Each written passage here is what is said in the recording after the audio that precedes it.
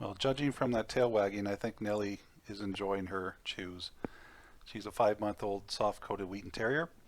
So I'm going to run through some of the steps. It's very easy to do.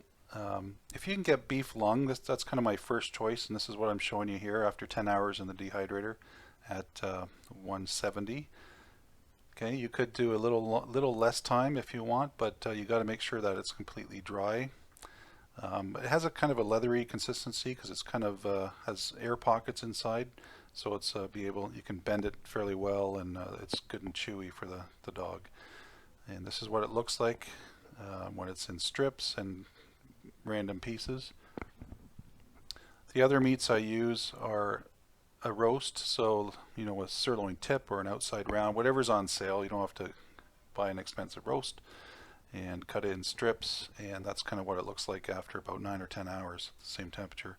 And beef heart, you could this is a calf heart, and that ends up being a little more crunchier, but it's also very good for the dog.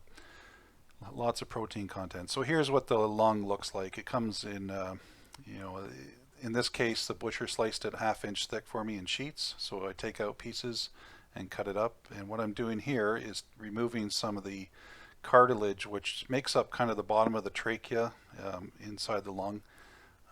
Just take off any big pieces. There's no fat content in lung. It's basically fat free, which is great for dehydrating. So take off the bigger pieces because they can end up being quite hard once they're dry. But the smaller pieces of cartilage leave in because they're manageable for the dog to chew on. So cut them in random pieces, either strips or squares. You can always break them up into smaller pieces for training, like recall training, or just for a treat for when they're actually behaving. So that's good.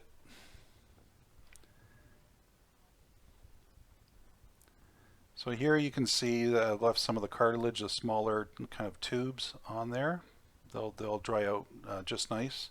And there's strips here and random pieces. So that's kind of what you want to aim for. Make sure you leave the space in between for the air to circulate. So I'm adding the tray to the dehydrator here.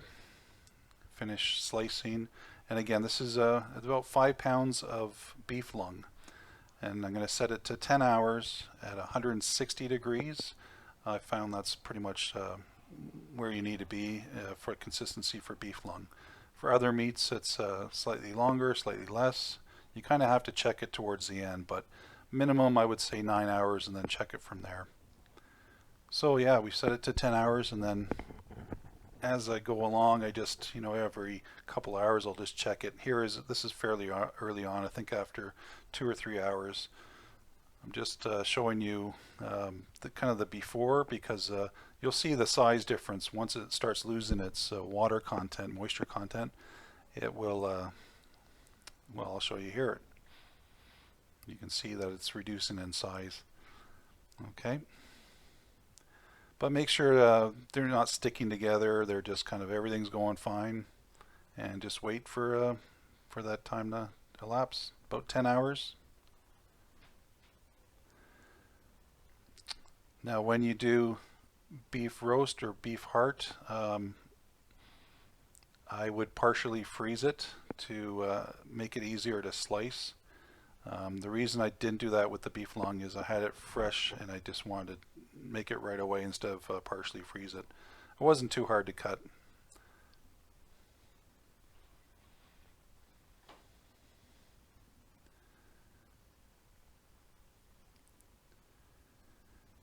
And here we are after 10 hours.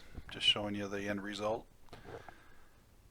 And that's just to make good manageable size for Nellie, who I think is excited. Can you tell? She loves her beef chews and it gives her lots of energy. So you can save quite a bit. It's good value and it's great for them, lots of protein. So thanks for watching and have fun making your homemade chews.